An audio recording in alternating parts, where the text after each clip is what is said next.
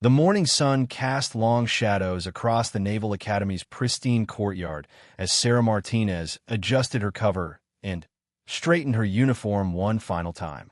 At 22, she stood barely 5 feet 4 inches tall, her compact frame often drawing skeptical glances from her fellow midshipmen. Today was different, though.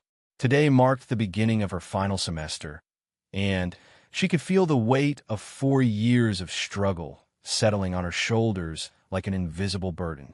Sarah had fought for every inch of respect she'd earned at the academy.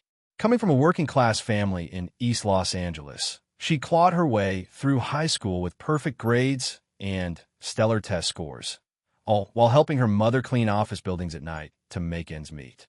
The Naval Academy had been her ticket out, her chance to serve something bigger than herself, but the journey had been far from smooth. The harassment started during her first week as a plebe. Small things at first. Her gear mysteriously going missing, derogatory comments whispered just loud enough for her to hear, accidental shoulder checks in the hallways. The perpetrators were always careful, always just subtle enough to avoid official complaints. They called her charity case behind her back, suggesting she'd only gotten in because of her ethnicity and gender rather than her merit. Leading the pack was Cadet First Class Brandon Kellerman, a legacy whose father and grandfather had both graduated from the academy with distinction. Brandon stood 6 feet 2 inches with the kind of confident swagger that came from never having to prove himself to anyone. His circle of followers hung on his every word, and unfortunately for Sarah, he decided she didn't belong among them. Martinez thinks she's hot stuff because she scored high on some tests, Brandon would say during informal gatherings in the barracks. Wait until she hits the real Navy. She'll wash out faster than yesterday's laundry. Sarah kept her head down and focused on her studies. She excelled in her naval science courses, mastering navigation, engineering principles, and military strategy with an intensity that impressed even her harshest instructors. Her grades consistently ranked in the top 5% of her class, and she'd earned commendations for her leadership during summer training exercises. But academic success wasn't enough to silence her detractors. If anything, it seemed to fuel their resentment. They began calling her teacher's pet and suggesting she was getting special treatment from instructors who wanted to see diversity succeed. The comment stung, but Sarah had learned early in life that showing weakness only invited more attacks. The breaking point came on a crisp October morning during her senior year. Sarah had just finished a particularly challenging exam in advanced naval tactics when she encountered Brandon and 3 of his followers near the dormitory stairwell. They were talking in low voices, but their conversation stopped abruptly when they saw her approaching. Well, Brandon said, his voice dripping with mock politeness. If it isn't our star student, how'd you do on Commander Peterson's exam, Martinez? Let me guess, another perfect score handed to you on a silver platter. Sarah tried to step around them, but they shifted to block her path. Excuse me, she said quietly, keeping her voice steady despite the anger building in her chest. What's the hurry? Asked Jake Morrison, one of Brandon's loyal followers. We were just wondering about your plans after graduation. Think the Navy's really going to put someone like you in charge of real sailors? Someone like me? Sarah's voice carried a dangerous edge that should have warned them off, but they were too caught up in their own arrogance to notice. You know what we mean, Brandon said, stepping closer. A diversity hire who's never had a fight for anything real. The fleet's going to eat you alive, Martinez. Better to learn that lesson now, before you get good people killed. Sarah's hands clenched into fists at her sides, but she forced herself to remain calm. I've earned everything I've gotten here through hard work and dedication, just like everyone else. Brandon laughed, and the sound echoed off the stairwell walls. Hard work? Please. You've had instructors falling over themselves to help you succeed since day one. But there won't be any participation trophies in the real Navy. The confrontation might have ended there, with Sarah walking away as she had countless times before, but Brandon made a critical mistake. He reached out and grabbed her shoulder, his grip tight enough to leave bruises. Maybe it's time someone taught you what real military discipline looks like, he said, his voice dropping to a threatening whisper. Sarah's training kicked in faster than conscious thought. She spun away from his grip, her movements so fluid and precise that Brandon stumbled forward, off balance. For just a moment, the mask of superiority slipped from his face, replaced by something that looked almost like fear. "Don't touch me," Sarah said, her voice carrying an authority that none of them had heard before. "And don't ever make the mistake of thinking you know who I am or what I'm capable of." The four midshipmen exchanged glances, and Sarah could see them reassessing the situation. But their pride wouldn't let them back down, especially not in front of each other. Brandon's face flushed red with embarrassment and anger. "You think you're tough, Martinez? Let's see how tough you are when reality hits." That weekend, Sarah received an anonymous note slipped under her door. It contained a single line: "Roof access, Building 47, midnight Sunday. Come alone if you're not a coward." Sarah stared at the note for a long time, weighing her options.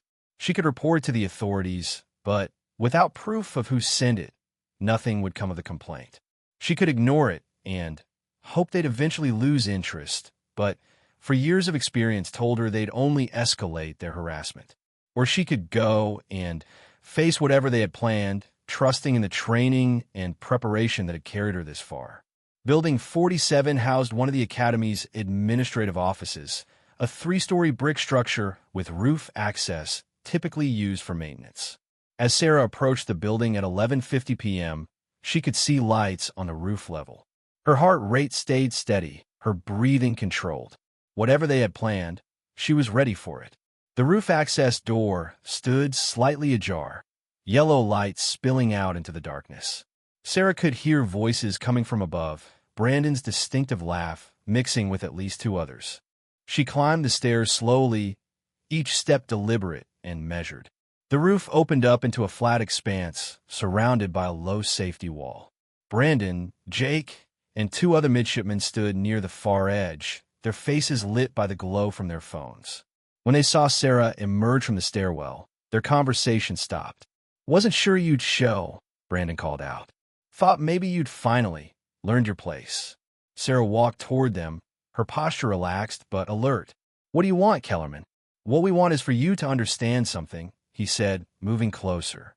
"The Navy isn't some college campus where you can hide behind diversity policies and sympathetic professors. Out there, in the real world, people's lives depend on strong leadership. And you're not strong enough." "Prove it," Sarah said simply. The challenge hung in the air between them. Brandon's followers shifted nervously, sensing that something was about to change. But Brandon himself seemed energized by her defiance. "Fine," he said. "Let's see how you handle some real pressure."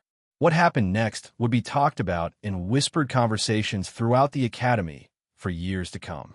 Brandon and his 3 accomplices moved to surround Sarah, their intention clear. They planned to humiliate her, to break her spirit in a way that would end her naval career before it could truly begin. But Sarah Martinez wasn't the helpless victim they'd imagined her to be. As Brandon reached for her again, she moved with a speed and precision that left all 4 of them stunned. Her response was so swift, so professionally executed, that it was over before they fully understood what had happened. When the campus security arrived 15 minutes later, responding to reports of a disturbance, they found 4 midshipmen on the roof in various states of distress. Brandon Kellerman had a dislocated shoulder and was nursing what would turn out to be bruised ribs. Jake Morrison was sitting against the safety wall, holding his wrist and staring at Sarah with a mixture of fear and awe. The other 2 were largely unharmed, but looked like they'd seen a ghost. Sarah stood calmly in the center of the roof, her uniform barely disheveled, waiting for the authorities to arrive. When the security officers asked what had happened, she simply said that she'd been defending herself against an attack by 4 assailants. The investigation that followed was swift and thorough. The Academy took assault allegations seriously, especially when they involved potential hazing or harassment. But As the details emerged, it became clear that this incident was far more complex than a simple case of midshipman misconduct. The first hint came when Commander Patricia Hawkins, the Academy's Director of Student Affairs, reviewed Sarah's file more carefully. Hidden among the standard academic records and disciplinary reports was a small notation that most people would have overlooked. It was a simple code, just 3 letters and 4 numbers, but it told a story that changed everything. The next morning, as word of the rooftop incident spread through the Academy's gossip network, Sarah found herself called to Commander Hawkins' office. She expected disciplinary action, possibly even dismissal despite the clear evidence of self-defense. What she didn't expect was to find 2 men in civilian clothes waiting alongside the commander. "Midshipman Martinez," Commander Hawkins said, her voice carefully neutral. "These gentlemen would like to speak with you about last night's incident." The older of the 2 men, a weathered individual with graying hair and intense blue eyes, stepped forward. "Ms. Martinez, my name is Captain Robert Shun, Naval Special Warfare Command. This is Commander Mike Torres, also from NSW Command. We understand there was some trouble last night."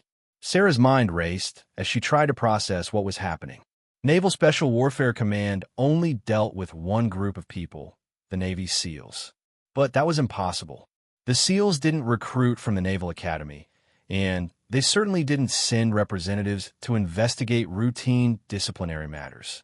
"Yes, sir," Sarah said carefully. 4 midshipmen attacked me on the roof of Building 47. I defended myself." Captain Chin nodded slowly. "According to the incident report, you successfully defended yourself against 4 attackers, all of whom were larger and presumably stronger than you. That's quite an accomplishment for someone with no special training." The words hung in the air like a question. Sarah felt a familiar weight in her chest, the same feeling she'd carried for the past 4 years whenever anyone got too close to the truth about her background. "I've always been athletic, sir, and I've had some martial arts training." "Martial arts training," Commander Torres repeated, consulting a file folder he held. "Would that be the same martial arts training you received during your 3 years of active duty with Naval Special Warfare Development Group before entering the Academy?" The silence that followed was deafening. Commander Hawkins looked confused, clearly not privy to whatever information the 2 NSW officers possessed. But Sarah's expression didn't change. She'd known this moment might come eventually. "I'm not sure what you're referring to, sir," she said quietly. Captain Chin smiled, but it wasn't a friendly expression.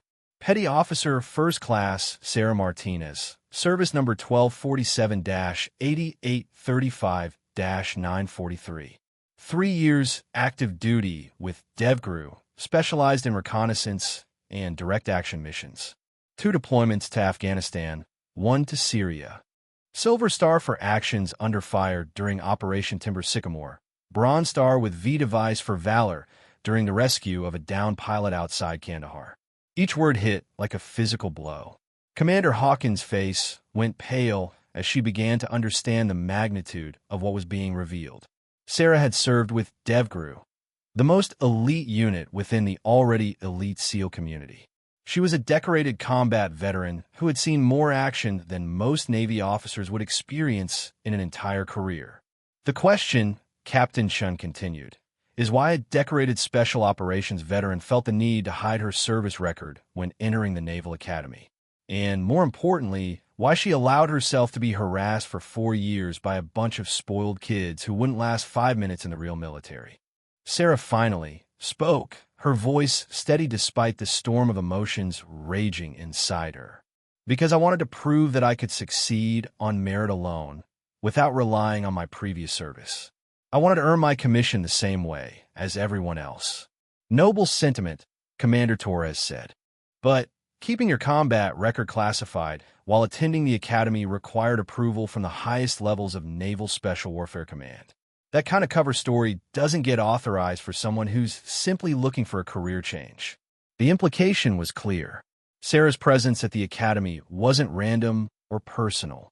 She was there for a reason, operating under orders from people whose names would never appear on any official roster. The harassment she'd endured the challenges to her authority, even last night's attack. All of it had been a test of her ability to maintain her cover while under pressure. The 4 midshipmen involved in last night's incident, Captain Shin said, will be facing serious disciplinary action. But that's not why we're here. We're here because your cover may have been compromised, and we need to assess whether your current mission can continue. Commander Hawkins finally found her voice. Mission? Captain, I think there's been some kind of mistake. Midshipman Martinez is a regular student here at the Academy. No mistake, Commander, Torres replied. And I'm afraid that's all we can tell you about the nature of her assignment. What I can say is that last night's incident has forced us to accelerate our timeline. Sarah felt a familiar sensation, the same mixture of anticipation and dread that had preceded every major operation during her time with DevGru. Something was about to change dramatically, and she wasn't sure she was ready for it. What's the situation? She asked, falling back into the clipped, professional tone she'd used during mission briefings. Captain Shin glanced at Commander Hawkins, who was looking increasingly uncomfortable with the direction the conversation had taken. Commander, I'm going to have to ask you to step out for a few minutes. What we're about to discuss is classified at a level above your clearance. After Commander Hawkins left, looking both confused and slightly offended, Captain Shin activated a small electronic device that would prevent any surveillance equipment from recording their conversation. Sarah, he said, using her first name for the first time, you've done excellent work here. Your reports on Academy culture and the potential security vulnerabilities within the midshipman population have been invaluable. But recent intelligence suggests that our timeline has been compressed. What kind of intelligence? Sarah asked. The kind that suggests someone may be actively recruiting naval officers while they're still in training. Someone with resources, connections, and a very specific agenda that doesn't align with American interests. Sarah felt her pulse quicken. During her time at the Academy, she noticed several concerning patterns. Midshipmen with unexplained financial resources, unusual travel during leave periods, and conversations that stopped abruptly when certain topics came up. She'd reported all of it through encrypted channels, but she'd assumed it was just routine intelligence gathering. You think there's active recruitment happening here? We think someone is identifying future naval officers with specific skill sets and vulnerabilities, then cultivating relationships that could be exploited later in their careers. Last night's incident, while unfortunate, may have provided us with an opportunity. Torres leaned forward, his expression serious. The 4 midshipmen who attacked you, particularly Brandon Kellerman, have been on our watch list for several months. Kellerman has been making some interesting financial transactions, and his father has connections to several defense contractors with questionable foreign ties. You wanted to get close to them, Sarah said, understanding immediately where this was heading. We want you to use last night's incident as an opportunity to flip the dynamic. Instead of being the victim of their harassment, you become someone they need to worry about. Someone who might know things that could damage their careers or their families' reputations. Sarah nodded slowly, already beginning to see the operational possibilities. And, in return for my silence, they provide me with information about their activities and contacts. Exactly. But there's a complication. Your cover story is going to have to change. There's no way to explain what happened last night without revealing at least some of your military background. Too many people saw how you handled 4 attackers, and word is already spreading. What's the new cover story? Captain Shin smiled, and this time it was genuine. The truth, or at least part of it. Sarah Martinez, former Navy enlisted, earned her way into the Academy through exceptional service and academic achievement. No mention of DevGru or special operations. Just an outstanding sailor who decided to pursue a commission. That'll explain the fighting skills and the confidence Torres added. And it gives you a new kind of credibility with both the midshipmen and the faculty. A prior enlisted officer candidate is someone to be respected, not harassed. Sarah considered the implications. The change would be dramatic. Overnight, she'd go from being an outsider struggling for acceptance to being someone with proven military experience. It would open doors that had been closed to her, but it would also bring scrutiny and attention that could complicate her mission. What about graduation? If I'm successful in developing these intelligence relationships, do I still complete the academy program? That depends on what we learn over the next few months. If the threat is as serious as we suspect, you might be needed elsewhere. But for now, your mission remains the same. Gather intelligence on potential security threats within the midshipman population, with particular focus on Kellerman and his associates. As the meeting concluded and Sarah prepared to return to her normal routine, she couldn't help but feel a sense of relief mixed with anticipation. For 4 years, she'd been playing a role, pretending to be something she wasn't. Now, finally, she could begin to show glimpses of who she really was.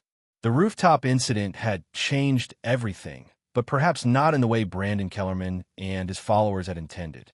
They thought they were breaking down a weak target, exposing someone who didn't belong in their elite world. Instead, they'd awakened something that had been sleeping, something far more dangerous than they could possibly imagine. As Sarah walked back across the academy grounds, she noticed other midshipmen looking at her differently.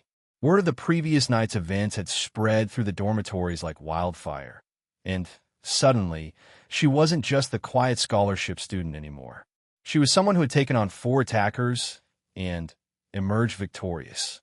The transformation was about to begin, and Sarah Martinez, former Navy SEAL, decorated combat veteran, and deep cover intelligence operative, was finally ready to stop hiding in the shadows. The change was immediate and dramatic. Within hours of the rooftop incident, word had spread throughout the academy that Sarah Martinez was not who everyone had assumed her to be.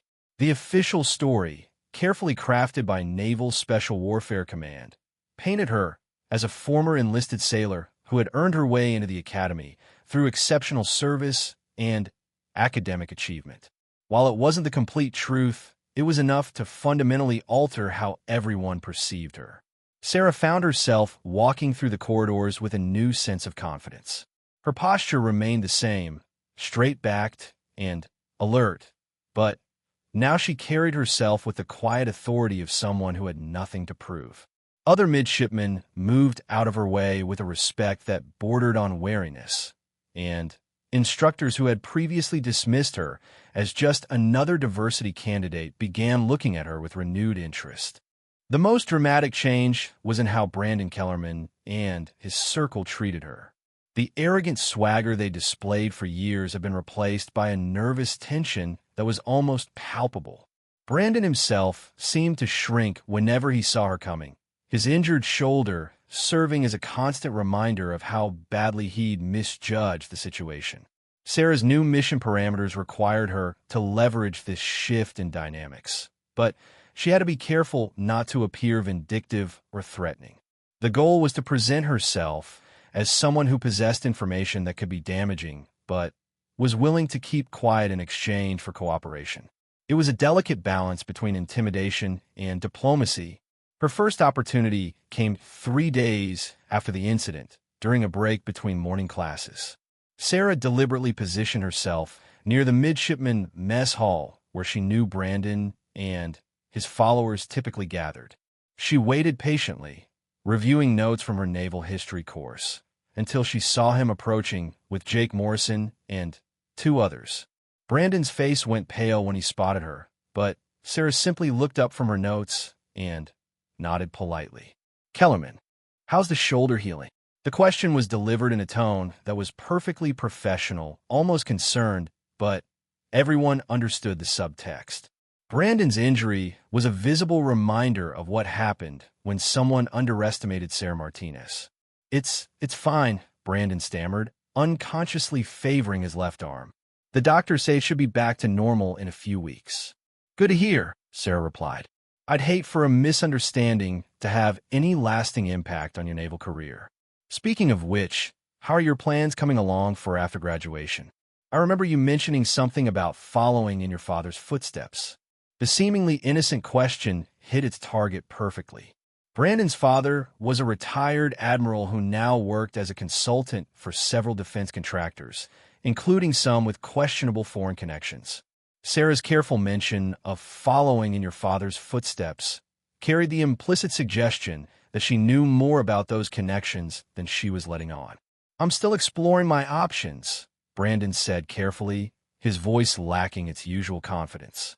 Sarah smiled, the expression warm and friendly, but somehow not reaching her eyes. "I'm sure you'll make the right choices. After all, reputation is everything in the Navy. One wrong decision can follow you for your entire career." Jake Morrison shifted uncomfortably, recognizing the veiled threat for what it was.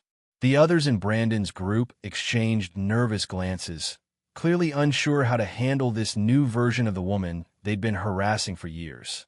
"Maybe we could talk sometime," Sarah continued, closing her notebook and standing up. "I'd be interested to hear about your father's work in the private sector. My own background gives me a unique perspective on defense contracting and international relations." The invitation hung in the air between them. Sarah was offering Brandon a choice: cooperate with her inquiries or risk having his family's questionable business relationships exposed. It was manipulation of the highest order, but it was also exactly what her mission required. Over the following weeks, Sarah carefully cultivated relationships with several midshipmen who had previously been part of Brandon's inner circle. She discovered that the Academy's social hierarchy was more complex than she'd initially realized, with multiple competing factions based on family connections, regional backgrounds, and career aspirations. Jake Morrison proved to be the most valuable source of information. Unlike Brandon, whose family wealth had shielded him from real consequences throughout his life, Jake came from a middle-class military family and genuinely worried about his future prospects. During a carefully orchestrated conversation in the Academy library, Sarah learned that several midshipmen had been receiving financial assistance from sources outside their families. "It's not anything official," Jake explained in hushed tones, constantly glancing around to make sure they weren't being overheard. "Just scholarship money and summer internships with defense companies. But the amounts are significant." "Significant how?" "Brandon got a $50,000 scholarship last year from something called the American Maritime Foundation. And Tommy Chun received a paid internship with Blackwater Dynamics that covered all his expenses plus $20,000 in cash." Sarah made mental notes of every detail. The American Maritime Foundation was a name she'd encountered in her intelligence briefings, a shell organization linked to foreign interests seeking to influence American naval policy. Blackwater Dynamics was similarly problematic, with ties to several countries that were not always aligned with American interests. "These opportunities," Sarah said carefully, "do they come with any expectations? Any requirements beyond maintaining good grades?" Jake's discomfort was obvious. "There are social events, dinners, and conferences where we meet industry leaders and former Navy officials. And sometimes they ask for our opinions on Academy policies or faculty members." "What kind of opinions?" "Just general stuff, like which instructors might be sympathetic to certain viewpoints or which midshipmen might be interested in specific career paths after graduation. Nothing that seems important, you know?" Sarah nodded, but inwardly she was alarmed. What Jake was describing sounded very much like an intelligence-gathering operation designed to identify and recruit future naval officers while they were still in training. The seemingly innocent questions about faculty and fellow midshipmen were classic techniques for mapping influence networks and identifying potential assets. "Have you ever been asked about specific individuals?" Sarah pressed gently. "Maybe someone they seemed particularly interested in?" Jake hesitated, then nodded reluctantly. "Actually, yeah.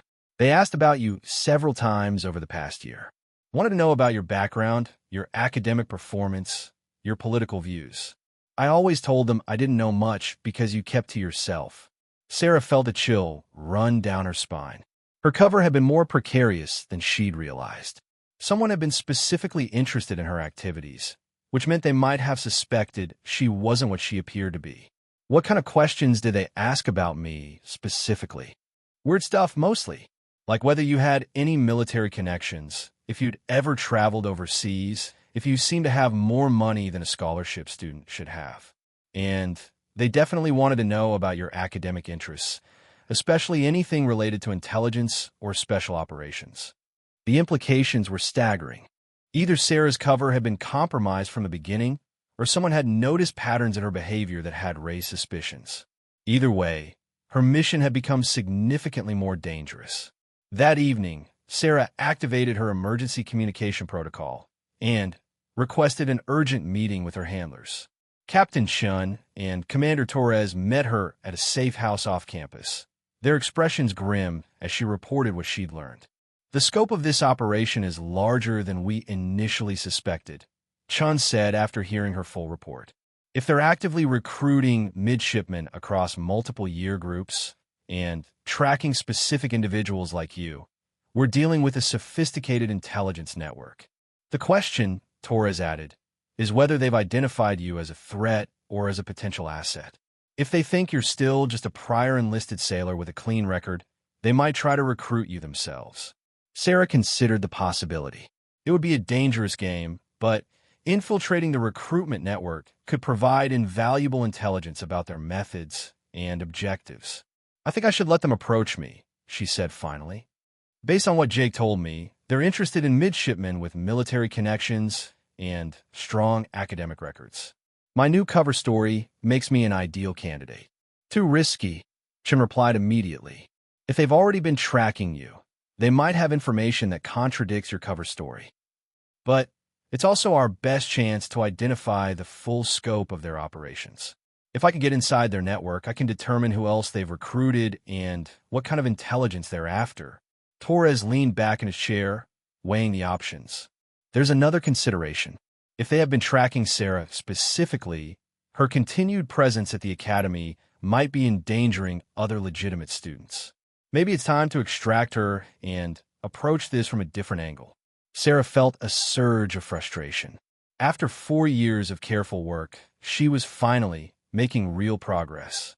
The thought of abandoning her mission now, when she was so close to uncovering a significant threat to naval security, was almost unbearable.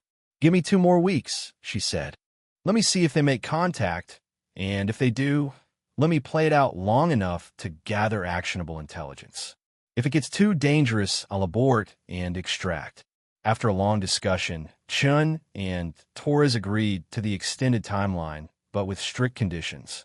Sarah would have daily check-ins, would carry a concealed emergency beacon, and would abort immediately if she felt her cover was compromised.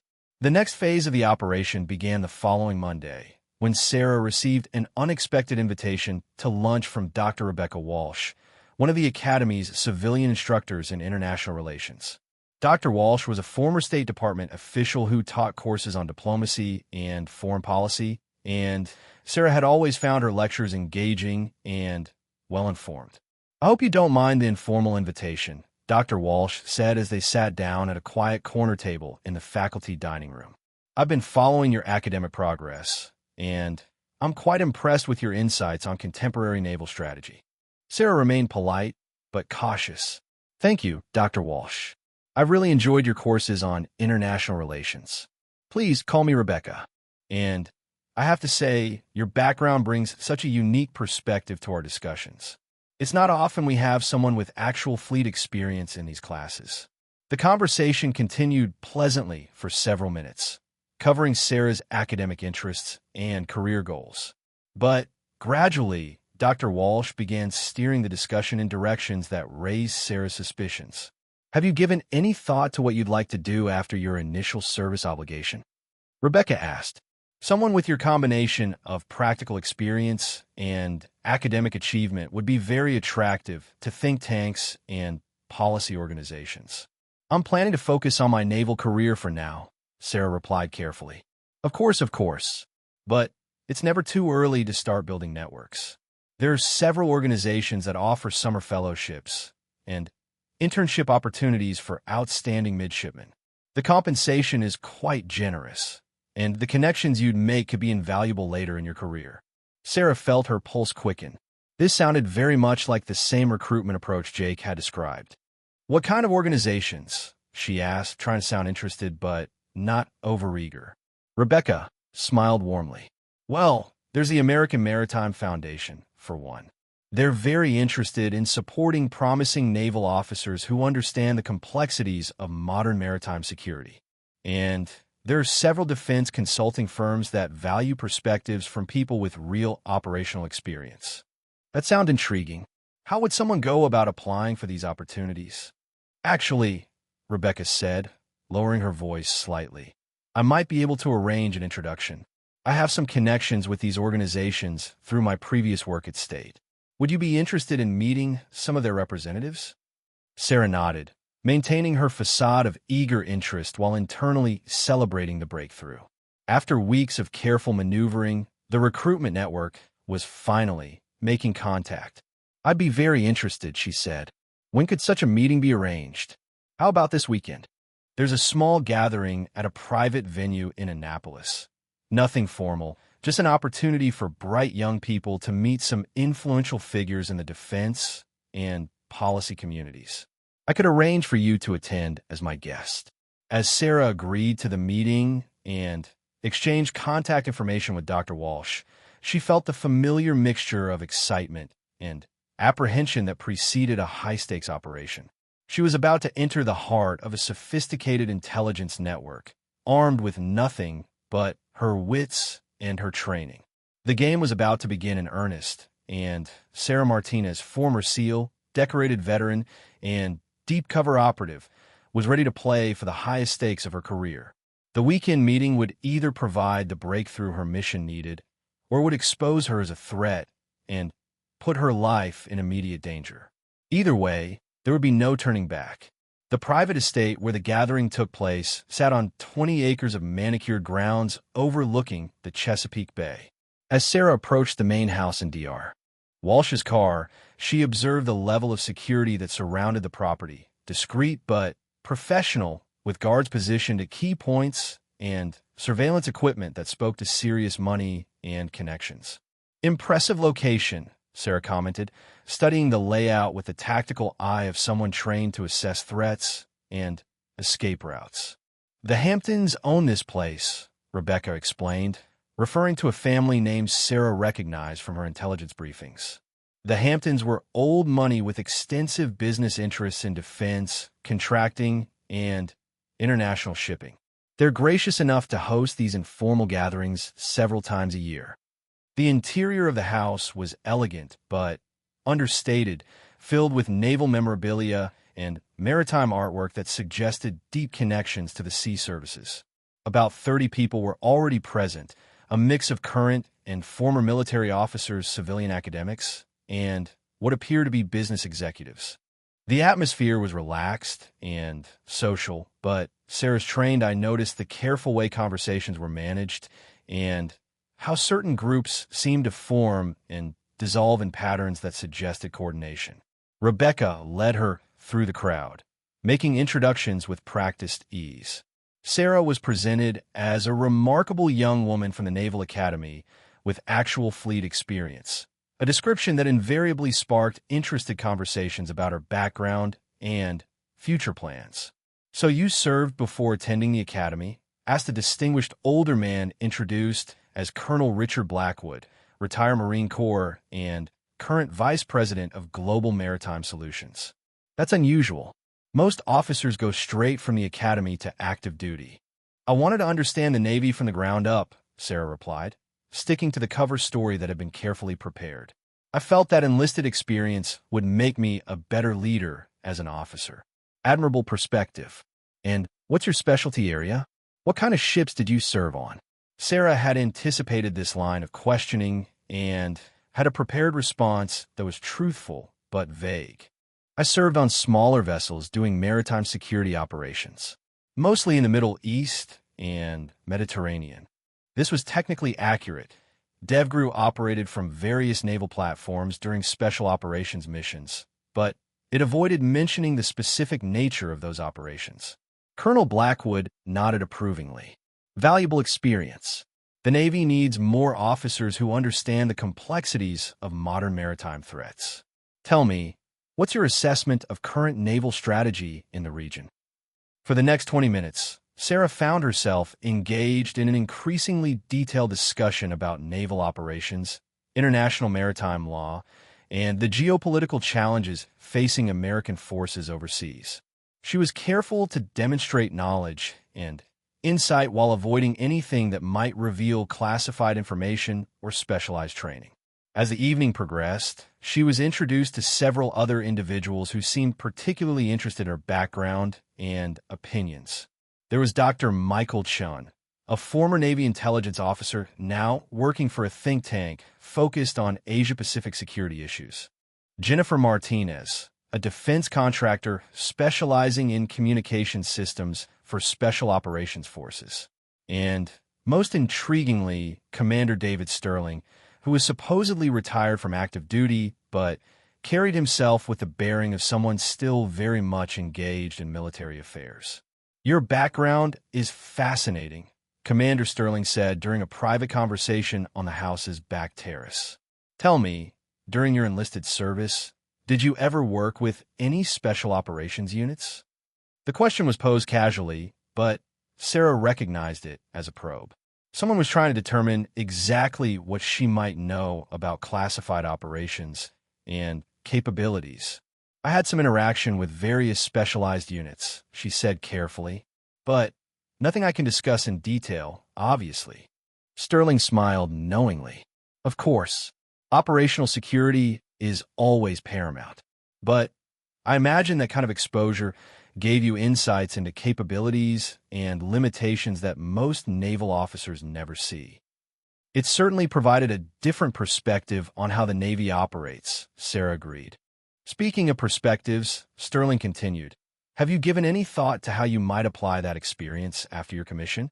The private sector values officers with your combination of practical knowledge and academic credentials." Here was the recruitment pitch she'd been expecting.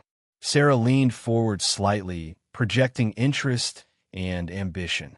"I'm always interested in opportunities to serve my country, whether in uniform or as a civilian," she said. "What kind of private sector work are you referring to?" Sterling glanced around to ensure they weren't being overheard, then lowered his voice. "There are several organizations that work closely with the government on sensitive projects. Companies that need people who understand operational realities and can bridge the gap between military requirements and civilian capabilities." "That sounds exactly like the kind of work I'd be interested in," Sarah replied. "How does someone get involved in these opportunities?"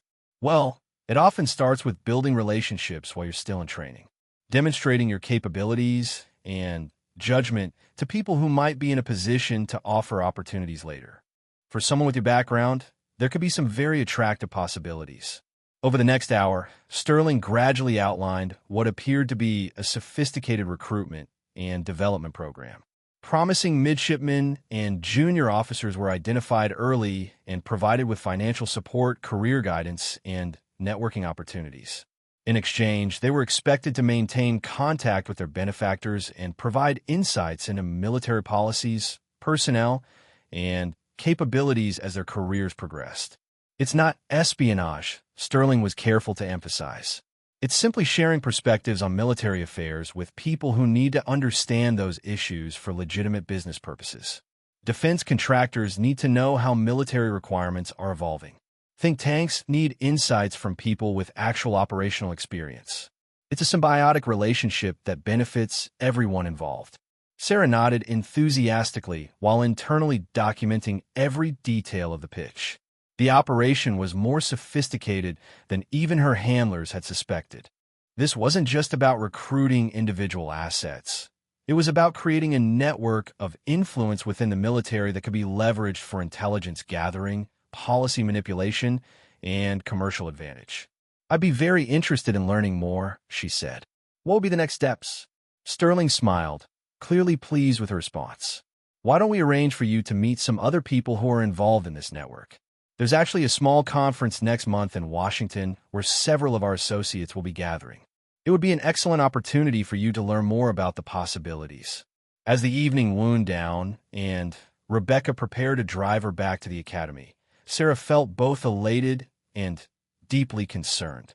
She had successfully infiltrated the recruitment network and gathered valuable intelligence about their methods and objectives. But she had also discovered that the operation was far larger and more dangerous than anyone had realized. The network wasn't just recruiting individual officers. They were building a systematic influence operation within the U.S. Navy that could compromise national security on multiple levels. The casual way Sterling had discussed accessing military personnel information and operational capabilities suggested they already had significant penetration into sensitive areas.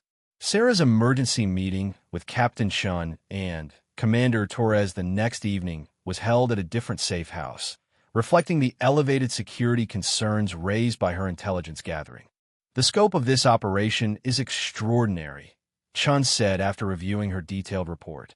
If they have the kind of network Sterling described, we're looking at a potential counterintelligence nightmare. The question is who's running it, Torres added. The level of sophistication and the resources involved suggest state sponsorship. But from whom? And what's their ultimate objective? Sarah had been thinking about the same questions throughout the day. Based on the people I met and the topics they were most interested in, I think they're focused on Asia-Pacific operations and naval strategy. Several conversations kept coming back to China and the South China Sea. That narrows it down significantly, Chun said grimly. The Chinese have been trying to penetrate American military institutions for years. This could be their most successful effort to date. I think they want me to attend this conference next month, Sarah continued. It could be our best chance to identify the key players and understand the full scope of their operations. Torres shook his head immediately. Too dangerous. If this is Chinese intelligence, they have resources and capabilities that could expose your true identity. And once they realize you're not who you claim to be, you'll be in immediate physical danger. But we need that intelligence, Sarah argued. This conference could give us the information we need to roll up the entire network. Or it could get you killed and compromise everything we've learned so far. Captain Chun had been listening silently to the debate, but now he spoke up. There's a third option. We could brief the FBI and Naval Criminal Investigative Service on what Sarah has discovered and let them take over the investigation. Sarah felt a surge of frustration. After 4 years of patient work and weeks of dangerous intelligence gathering, the thought of handing off the operation to other agencies was deeply disappointing. Sir, with respect, by the time other agencies get up to speed and begin their own investigation, this network could disappear or go dormant. We have a narrow window of opportunity here. We also have a responsibility to protect our assets, Torres replied firmly. You've already provided invaluable intelligence that will allow us to begin disrupting this network. That's enough. But Captain Chin was looking thoughtful. Actually, there might be a way to have both, he said slowly. What if Sarah attends the conference, but not alone? We could position additional assets in the area and maintain constant surveillance. If the situation becomes dangerous, we extract her immediately. And if they detect our surveillance? Torres asked. Then we abort the operation and fall back on the intelligence we already have. But if Sarah can gather information about the network's leadership and objectives, it could save years of investigation and prevent significant damage to naval operations. The debate continued for another hour, weighing risks against potential intelligence gains. Finally, a compromise was reached. Sarah would attend the conference, but with extensive backup and support. Any sign of danger would trigger an immediate extraction, and she would carry multiple communication devices to maintain contact with her support team. 3 weeks later, Sarah found herself in a luxury hotel in downtown Washington, preparing for what would be the most dangerous mission of her career. The conference was being held at a private club near DuPont Circle, attended by approximately 50 people representing what appeared to be a who's who of defense contractors, think tank scholars, and former military officers. The format was informal, a series of panel discussions and networking sessions focused on emerging challenges in maritime security. But Sarah quickly realized that the real business was being conducted in smaller, private meetings held in suites throughout the hotel. On the second day of the conference, she was invited to one of these private sessions by Commander Sterling, who introduced her to 3 other individuals whose names would later appear on FBI watch lists. The conversation began innocuously enough, focusing on Sarah's academic work and career aspirations. But gradually, the questions became more specific and more concerning. "Your specialty in naval tactics is quite impressive," said Dr. Liu Wang, supposedly a visiting scholar from Johns Hopkins, but actually an intelligence officer with China's Ministry of State Security. "Tell me, what's your assessment of current U.S. naval readiness in the Western Pacific?" Sarah provided a carefully crafted response that was informative enough to maintain her credibility, but avoided any classified information. But she noticed that Dr. Wang was taking detailed notes and asking follow-up questions that revealed an extensive knowledge of American naval capabilities. "There are several areas where American naval strategy could be enhanced," another participant suggested, "particularly in terms of understanding Chinese perspectives on maritime disputes. Someone with your background could provide valuable insights to policymakers who are developing responses to these challenges." The subtext was clear. They wanted her to provide intelligence about American naval planning and capabilities framed as academic analysis or policy consultation. It was a sophisticated approach that would allow Chinese intelligence to gather sensitive information while maintaining plausible deniability. "I'd be very interested in contributing to that kind of policy dialogue," Sarah replied, playing her role perfectly while documenting every detail for her later report. Over the next 2 hours, the conversation continued along these lines, with each participant probing different aspects of Sarah's knowledge and access. They were clearly evaluating her potential value as an intelligence source while determining how to best exploit her position within the Navy. By the time the meeting concluded, Sarah had gathered enough evidence to demonstrate that this was indeed a Chinese intelligence operation designed to recruit and handle assets within the American military. The sophistication of their approach and the resources they had invested suggested this was a high-priority operation for Chinese intelligence services. But she had also realized something that chilled her to the bone. They knew more about her real background than they should have. Several comments and questions had revealed knowledge of her movements and activities that went beyond what her cover story should have provided. Either they had already penetrated her cover, or they had other sources of information about her true identity. As Sarah left the hotel that evening, she activated her emergency beacon and sent a coded message to her support team. The mission had been successful in gathering intelligence, but she was now convinced that her own safety was in immediate jeopardy. The extraction team was in position within minutes, and Sarah was safely removed from the area before her absence could be noticed. But the intelligence she had gathered would lead to one of the most significant counterintelligence operations in recent naval history. Within 6 months, more than 20 individuals had been arrested or dismissed from their positions for their involvement in the Chinese recruitment network. The investigation revealed that the operation had been active for nearly a decade and had successfully recruited sources within multiple military services and defense contractors. Brandon Kellerman and several other midshipmen were quietly dismissed from the Naval Academy after investigators determined they had provided information to the network in exchange for financial benefits. Jake Morrison, who had cooperated with the investigation, was allowed to graduate but was carefully monitored throughout his subsequent naval career. Sarah herself received a commendation for her role in exposing the network, though the details of her work remain classified. She completed her final semester at the Academy and graduated with distinction, her 4 years of patient undercover work having culminated in a major victory for American national security.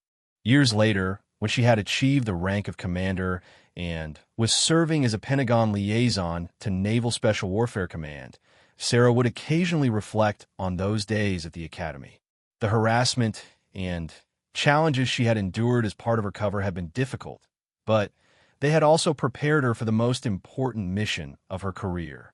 The incident on the roof of Building 47, which had seemed like such a crisis at the time, had actually provided the breakthrough that allowed her to penetrate and ultimately destroy a sophisticated enemy intelligence operation. Sometimes, Sarah realized, the most important victories came from situations that initially appeared to be defeats. The four midshipmen who had attacked her that night had thought they were targeting a weak victim who didn't belong in their elite world. Instead, they had awakened a sleeping guardian whose true mission was to protect the very institution they claimed to represent. In the end, their attempt to break her had only revealed the strength that had been hidden beneath the surface all along. Sarah Martinez had successfully completed one of the most challenging undercover operations in naval intelligence history. And in doing so, she had proven that true strength often comes not from avoiding conflict, but from enduring it with purpose and emerging victorious when victory matters most.